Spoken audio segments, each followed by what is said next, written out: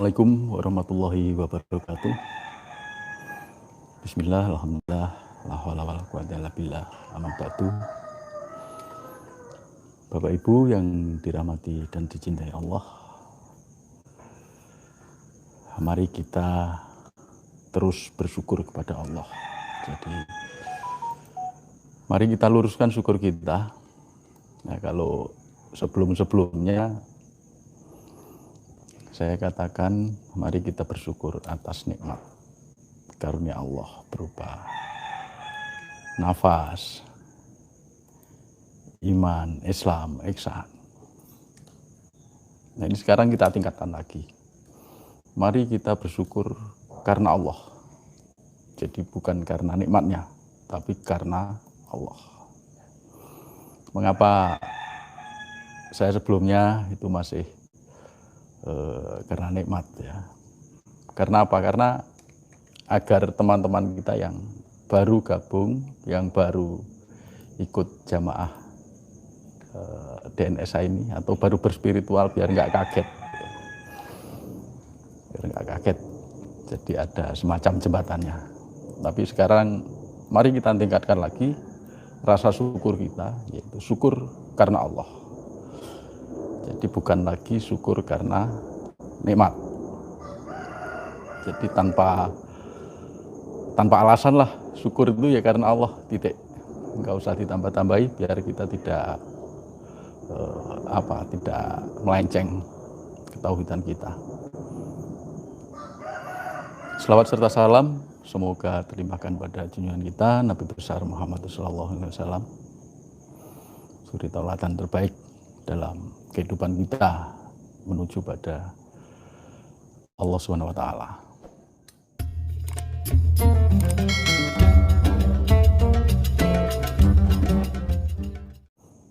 Bapak Ibu yang dicintai dan dirahmati Allah, ya, kalau jenengan sekarang melihat saya memakai ini, sal ini, ya, itu bukan untuk action atau apa ya, tapi untuk nyantolin klipotnya ini. Mana klipot ini tadi kesulitan karena kaos saya ini terlalu sempit. Jadi kalau taruh di leher gini kayak mencekik. Jadi ini saya pakai alat berupa slayer ini ya, untuk cantolannya clip on biar enak. Jadi nggak ada hubungannya dengan aksi-aksi ya. Jadi itu jauh, itu udah hilang sejak lama. Jadi saya apa adanya juga begini. Oke, materi kali ini tentang ilham ya, nanti akan dijelaskan panjang lebar sekaligus dialog tentang ilham ya. Saya hanya ngasih pendahuluan bahwa ilham itu setiap hari, setiap saat itu selalu diturunkan oleh Allah. Selalu diturunkan oleh Allah. Kita menangkap ilham dari mana? Yang pertama dari diri kita. Komponen-komponen yang ada pada diri kita, dari jasad kita, dari jiwa kita.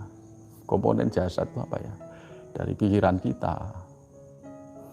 Jadi ketika kita berpikir, kita bisa menangkap ada ide baru. Kemudian dari perasaan kita, dari rasa itu juga akan bisa muncul menangkap satu ilham yang diberikan Allah. Kemudian dari keluarga kita, dari teman-teman pergaulan kita, dari pengalaman kita. Jadi banyak. Jangan dibayangkan bahwa ilham itu sesuatu yang tidak bisa dijangkau oleh orang-orang biasa seperti kita. Jadi ilham itu setiap hari muncul, setiap saat turun ilham. Ada ilham yang buruk masuk, ilham yang baik masuk, ilham fujur masuk, ilham takwa masuk pada diri. Semua masuk pada diri kita. Tinggal kita sadar Allah atau enggak. Memang ada ilham-ilham yang hanya bisa ditangkap oleh kesadaran, kepekaan kesadaran. Jadi ilham yang bisa ditangkap oleh kepekaan kesadaran ini biasanya sulit dipahami oleh orang lain. Yang memahami ya diri kita yang menangkap itu. bisa berupa firasat atau apa ya. Dalam bahasa Jawa ilham itu wangsit ya, wangsit atau orang Jawa bilang krenteke ati dawuhe Gusti. Krenteke ati dawuhe Gusti, bahasa Indonesianya kata hati. Apa kata hati itu sebenarnya kata Allah. Itu tetap ada dua. Tapi biasanya kalau muncul ilham buruk, kita selalu mengkambing hitamkan yang lain. Wah, ini setan. Setan kita maknai sebagai jin dan lain-lain. Dan ya memang setan itu dari jin dan dari manusia. Tapi itu enggak penting. Yang penting itu karena setan itu sifat negatif. Jadi setan itu sifat negatif dalam diri kita. Setan itu ego kita. Jadi yang penting itu kita bersihkan dulu setan-setan yang ada dalam diri kita. Artinya kita bersihkan ego kita, nafsu-nafsu negatif kita. Oh, itu setan. Ini yang pertama kita harus bersihkan. Sehingga kita nggak diganggu setan, nggak diganggu diri kita sendiri. Jadi kita nggak mengkambing hitamkan yang lain lah. Kalau yang lain ada ya biarin, yang penting diri kita bersih dulu. Ini sedikit ulasan tentang ilham. Jadi insya Allah nanti kalau kita terus istiqomah dalam berzikir nafas, kita oleh Allah dijaga dari ilham-ilham yang sifatnya negatif dan kita selalu diberi kesadaran. Itu saja Bapak Ibu. Monggo dimaksimalkan untuk ngobrolnya bersama pembimbing besar kita, Bapak Setio Purwanto. Dari saya, billahi taufiq wal hidayah. Assalamualaikum warahmatullahi wabarakatuh.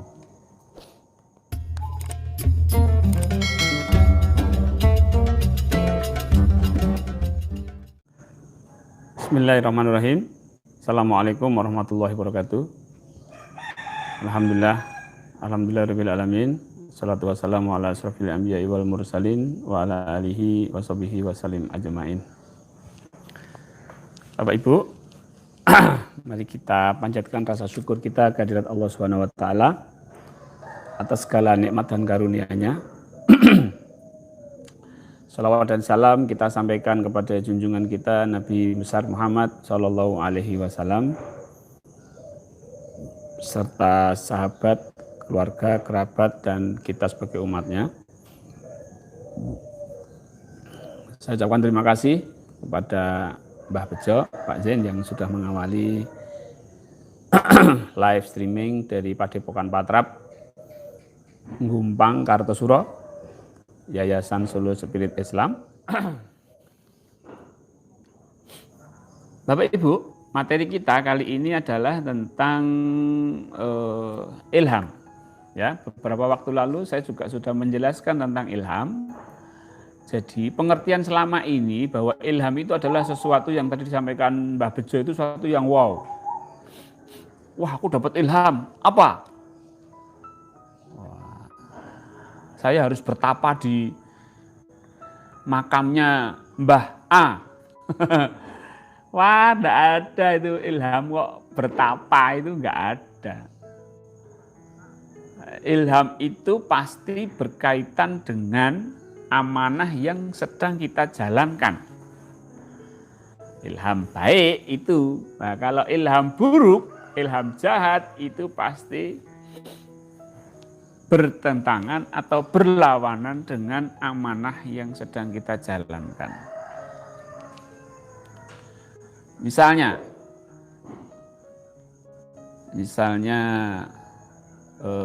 kita diamanahi untuk menjabat sebuah jabatan, ya, sebuah jabatan. Ya. Kalau ilhamnya muncul, ini uang ini harus bisa dipertanggungjawabkan. Itu ilham baik. Tapi kalau ilham jahat, gimana caranya saya dapat keuntungan dari proyek ini sebanyak-banyaknya? Itu ilham jahat.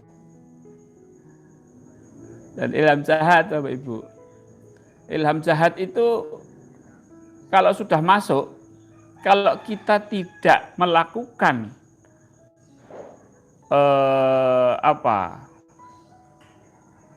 request ke Allah, itu akan terus. Nah, jadi Bapak Ibu, kalau judul saya pada pagi hari ini adalah jika diberi ilham jahat dari Allah, atau yang judul di thumbnail itu bagaimana jika kita mendapatkan ilham jahat dari Allah Subhanahu wa taala. Kalau ilham jahat itu Bapak Ibu sudah masuk ke dalam diri kita, itu kita nggak bisa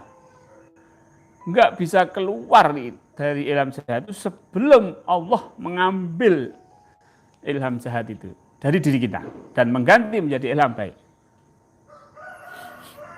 Ya, itulah kenapa ketika seseorang itu sudah diberikan ilham jahat untuk berbuat tidak baik, itu dia tidak bisa keluar dari situ. Orang itu pengennya baik, tapi kalau Allah belum berkehendak, tetap dia tidak akan bisa baik. Itu makanya ketika kita itu marah, ilhamnya jahat, marah itu bisa nggak keluar dari suasana marah? Nggak bisa. Ketika kita tidak sabar, bisa nggak keluar dari ketidaksabaran? Nggak bisa. Sampai Allah mencabut kemarahan, ilham jahat tadi, ilham buruk, ilham fujur. Jadi dalam konteks ini memang Allah itu ingin menunjukkan bahwa Allah itu adalah penguasa mutlak. Allah itu adalah penguasa mutlak yang menguasai ciptaannya. Jadi kalau pemahaman kita itu yang baik dari setan, yang baik dari Allah, yang buruk dari setan, yang jahat dari setan, itu namanya menduakan Allah dengan setan. Betul nggak Bapak Ibu? Penguasa kejahatan setan, penguasa kebaikan Allah. Wah, kedua penguasa bertarung begitu. Ayo, ini, wow, Pak Pur itu permainan bahasanya. Loh, saya bukan permainan bahasa. Wah, itu agama kok diakal-akal seperti itu. Saya enggak pengakal-akal. Sekarang coba Bapak Ibu, Allah itu penguasa tunggal apa tidak? Setan itu ciptaannya Allah atau rivalnya Allah? Nah, ciptaannya Allah kan. Sekarang kalau Allah penguasa tunggal, siapa yang membuat seseorang itu jadi jahat? Siapa yang membuat orang itu jadi berbuat keburukan? Siapa yang membuat orang itu marah? Kan Allah. Nah, baik Bapak Ibu, sekarang kita harus bagaimana Bapak Ibu? Untuk keluar, bukan keluar, kita kalau itu nggak bisa keluar. Bagaimana agar kita tidak diberikan ilham jahat oleh Allah? Nah Bapak Ibu, bahwa ilham itu sesuatu yang menginspirasi, sesuatu yang mendorong, memaksa. Nah itu. Semakin kuat ilhamnya, maka itu akan semakin membuat sebuah dorongan untuk berbuat. Kalau sudah berbuat baru diperhitungkan dosanya. Misalnya seseorang diilhami untuk mencuri. Kalau baru ilham nggak dihitung. Tapi kalau dieksekusi, ya saya ikuti ini, nah itu baru dosa. Jadi sekarang gini ya, kalau Allah memberikan ilham jahat, orang itu mengiyakan, padahal dia sudah diberi akal sama Allah bahwa itu adalah perbuatan jahat, kemudian dia sampai berbuat jahat, yang salah siapa? Manusianya atau Allahnya? Manusianya kan? Kenapa kok manusianya? Nah, kesalahan manusia, dia sudah diberi akal nggak dipakai. Ini baik atau buruk kan tahu. Ini mencuri itu baik atau buruk kan tahu. Ketika dorongan kuat, dia sadar apa enggak? Ini kuncinya. Kalau dia sadar, kemudian dia berpikir, nah, request sama Allah tidak jadi berbuat yang jahat, maka tidak dihitung. Dan dia bisa keluar dan Allah mencabut ilham jahat menjadi ilham yang baik. Jadi ya Bapak Ibu, kalau banyak orang mengatakan, wah Allah tuh nggak adil. Kenapa kok nggak adil? Ya karena Allah nggak adil. Itu ada yang masuk neraka, ada yang masuk surga. Di mana nggak adilnya? Wong itu diberi akal manusia. Sak bodoh-bodohnya orang, sak bodoh-bodohnya orang, sak goblok-gobloknya orang, nih maaf rotok kasar. Itu tahu, ini mencuri atau enggak, itu tahu. Kecuali anak kecil, yang dia belum ada sistem normal di dalam pikirannya. Tapi kalau sudah besar tahu, ini baik, itu buruk, itu tahu. Tapi kok yang buruk tetap dijalankan, nah itu kesalahan siapa? Eksekutornya itu kita. Maka Bapak Ibu, kita di Padepokan ini, namanya Padepokan Patrap. Patrap itu sebenarnya perilaku. Nah, Patrap itu adalah sebuah perilaku di mana Patrap ini sebenarnya kita sebagai orang yang, sebagai makhluk yang diberikan sebuah kehendak, freedom of will, yang diberikan kehendak oleh Allah untuk mengeksekusi sebuah perilaku. Jadi Bapak Ibu, Allah itu memberikan kita sebuah pintu, kamu mau berbuat jahat atau berbuat jelek? Sama aja, berbuat jahat atau berbuat baik? Berbuat jahat atau berbuat baik? Ya, kalau Allah memberikan ilham baik ya oke-oke saja, gitu ya Bu ya, Bapak. Tapi kalau Allah memberikan ilham jahat gimana coba? Nah, Bapak Ibu, Allah menurunkan fa'alhamaha fujuruha wa taqwaha. Allah menurunkan ilham jahat dan Allah menurunkan ilham takwa. Bagaimana agar Allah itu memberikan ilham takwa kita? Atau bagaimana agar Allah itu mengganti ilham jahat menjadi ilham takwa? Kita tidak bisa Bapak Ibu berbuat baik tapi ilhamnya jahat. Pasti tidak bisa. Kita masih ada ilham jahat. Tapi perbuatannya baik. Itu pasti tidak bisa. Minimal tidak ikhlas.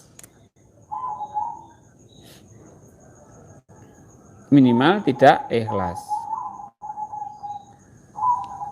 Nah, Bapak Ibu,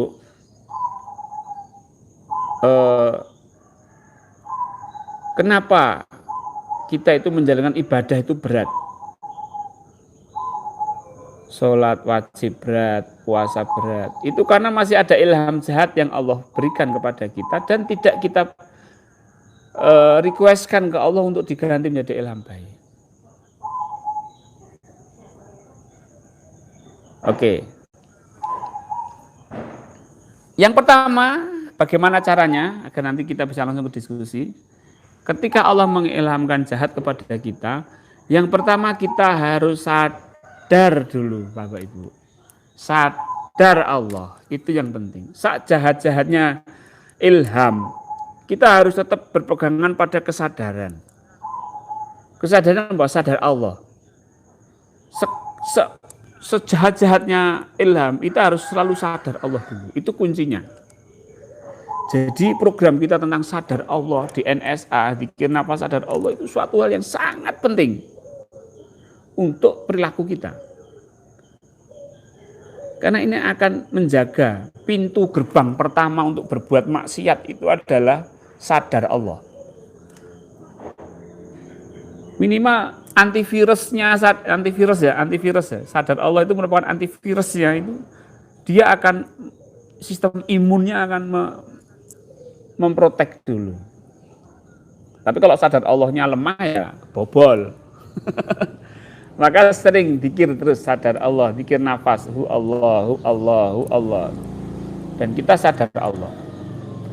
Nah, Bapak Ibu, ketika kita sadar Allah berarti kita sadar Allah sedang berbuat apa-apa pada diri kita.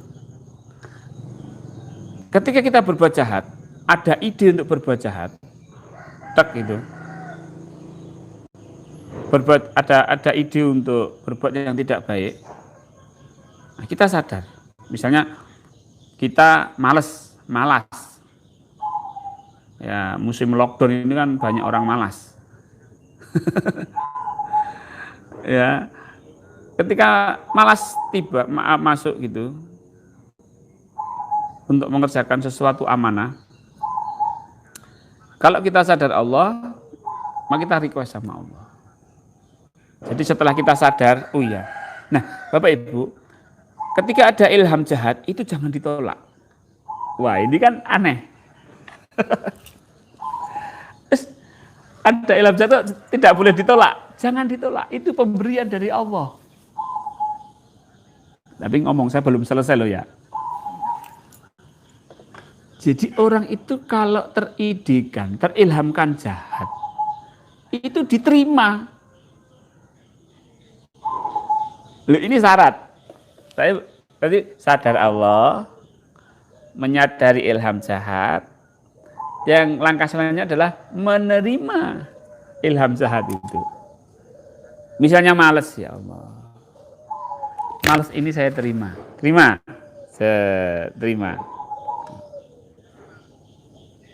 Atau apalah, ilham jahat apalah. Terima dulu. Setelah terima, baru request ke Allah. Ya Allah, Bu, yo jangan hamba ini diberikan ilham malas. Jadikan hamba ini orang yang rajin, ya Allah, menjalankan amanah. Yang kuat, ya Allah, yang termotivasi, ya Allah. Tapi syaratnya tadi terima dulu baru request, baru minta sama Allah. Itu ya Pak Ibu. Ini terus hawa nafsu letaknya di mana? Lah ya, hawa nafsu itu kan sarananya untuk masuk ke ilham jahat itu perlu dikendalikan.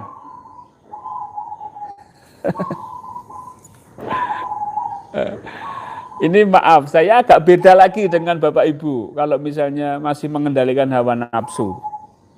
Seberapa kuat sih kita itu mengendalikan hawa nafsu kita, Bapak Ibu? Pengalaman saya sendiri, saya mengendalikan hawa nafsu itu mesti kalah.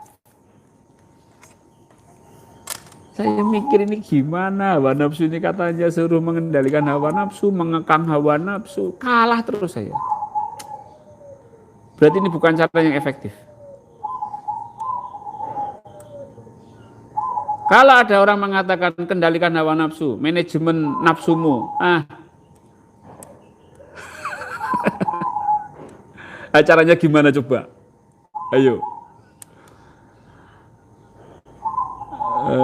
Wong hawa nafsu itu dikuasai sama Allah, dikasih ilham itu dah, dia nggak bisa apa-apa. Dia ngasih Allah, Bapak Ibu. Bisa kita menolak pemberian Allah? Misalnya kita dibuat jahat, diberikan ilham jahat oleh Allah, belum gitu. Bisa nggak kita keluar dari itu? Nggak bisa. Maka tidak perlu dikendalikan. Bahkan setan tidak perlu dilawan. saya itu juga mencari Bapak Ibu, mana hadis dan ayat yang menyatakan bahwa kita harus melawan setan itu mana gitu loh. Saya menemukan bahwa kita berlindung kepada Allah dari godaan setan. Nah, itu saya temukan, oh ternyata caranya tidak melawan kalau gitu, berlindung saja. Ketika ilham jahat, Allah memberikan izin kepada setan, hawa nafsu, ego untuk melaksanakan perintah Allah. Nah, kita gimana nih? Dikepung setan, dikepung hawa nafsu, dikepung teman-teman kita, mendukung semua untuk berbuat jahat. Ini gimana nih kalau nggak kuat? Ah ya udahlah, sudah. Iya. Ya Allah. Maka jangan melawan setan, jangan mengendalikan hawa nafsu, jangan manajemen kolbu, jangan yang membersihkan Allah aja. Kita tidak bisa membersihkan jiwa kita. Ya Allah, bersihkan jiwa saya, itu baru bisa. Kalau kita membersihkan jiwa, memang kita punya pembersih. Nanti Bapak Ibu, Allah itu by request. Ketika kita sadar Allah memberikan ilham jahat dan kita menerima ilham jahat itu dan kita memohon kepada Allah,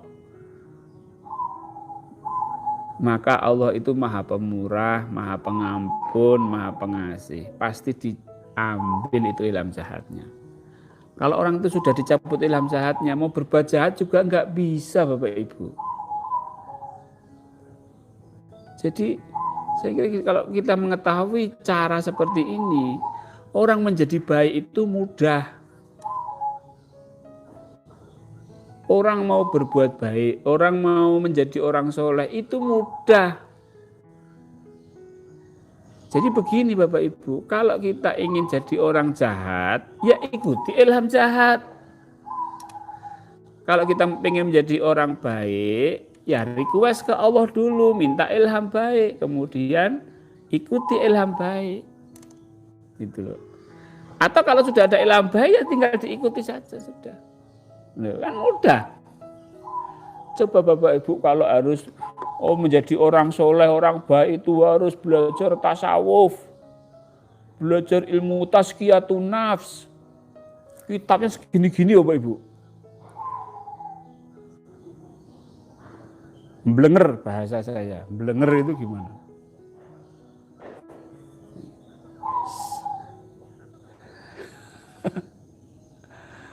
Kita kajian segini, yang segini lupa. Ya, mau kemampuan otak bagaimana? Tapi dengan rumus seperti ini, gampang Bapak Ibu. Inilah yang menjadi konsep saya untuk pembentukan karakter bangsa. Pembentukan karakter bangsa, pembentukan karakter masyarakat, siapapun itu, pendidikan, itu harus melibatkan kesadaran. Selama ini pelajaran agama, pelajaran pendidikan karakter, itu hanya melibatkan kognitif. Diberitahu ini salah, ini benar, ini salah, ini benar, ini salah, ini benar, ini salah, ini benar. Ketika dia dihadapkan pada keadaan dan harus berbuat tidak benar, dan dia berbuat tidak benar, otaknya cuma bilang begini, itu tidak sesuai dengan pelajaran di sekolah. Itu tidak sesuai dengan pelajaran agama. Jadi di sini menolak tapi tetap mengeksekusi perbuatan tidak baik. Kalau nggak percaya Bapak Ibu, tanya itu para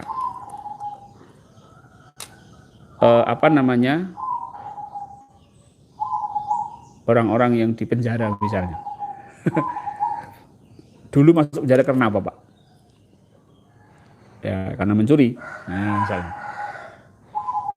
Bapak sewaktu mencuri belum sekarang ya. Sewaktu mencuri tahu nggak itu perbuatan tidak baik? Tahu, tahu kan? Tapi kenapa mencuri? Itu karena pendidikan itu masuknya ke sini. Pendidikan agama itu. Makanya, ini maaf. Kalau kita hanya mengkaji pengajian, mana hanya memperbanyak teori, tidak akan merubah perilaku. Ya perilakunya tidak berubah. Nah, penjahat-penjahat itu banyak yang bisa bahasa Arab. Dulu koruptor-koruptor itu malah bisa bahasa Arab. Percakapannya pakai bahasa Arab lagi. Ayo Bapak Ibu. Jadi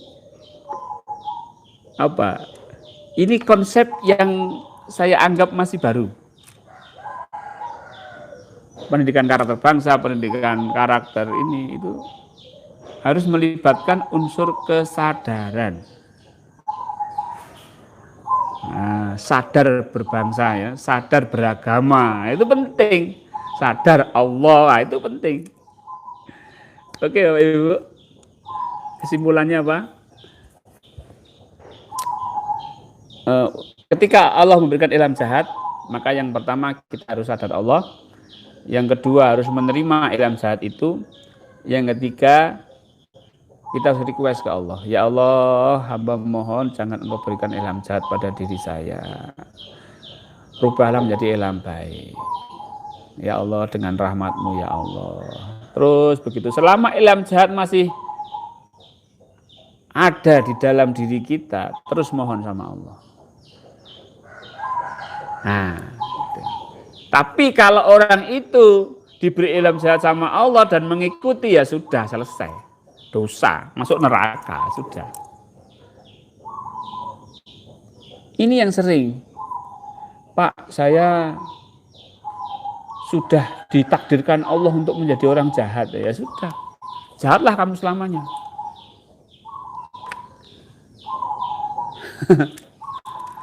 Jadi cara saya ini mudah. Jadi Mas Yusuf sangat bagus sekali untuk mengumpulkan kawan-kawan yang bertato, kemudian berikan konsep ini bahwa orang itu bisa berubah dengan cara yang mudah, secara revolusioner. Masalahnya yang membolak-balikkan hati itu bukan manusia, Allah. Untuk menjadi baik itu tidak dengan banyak ilmu. Kadang banyak ilmu malah tambah jahat juga banyak. Tapi harus melibatkan Allah di dalam proses menjadi baik ini. Karena apa? Allah yang membolak-balikkan hati. Allah yang memberikan ilham jahat dan ilham baik. Kita ini kan seperti wayang aja kan. Kalau dalangnya ngasih ilham jahat ya jalankan gitu. Baik ya jalankan gitu kan, enggak kuasa. Tapi wayang kita berbeda dengan wayang yang di Mantep itu, Ki Mantep dan Anum Suroto itu. Wayang ini ya. Kalau kita wayang, tapi kita diberikan satu akal, kehendak. Kehendak untuk apa? Request ke Allah. Nah, itulah pemahaman yang kita dapat pada pagi hari ini. Mudah-mudahan bermanfaat. Billahi taufiq wal hidayah. Assalamualaikum warahmatullahi wabarakatuh.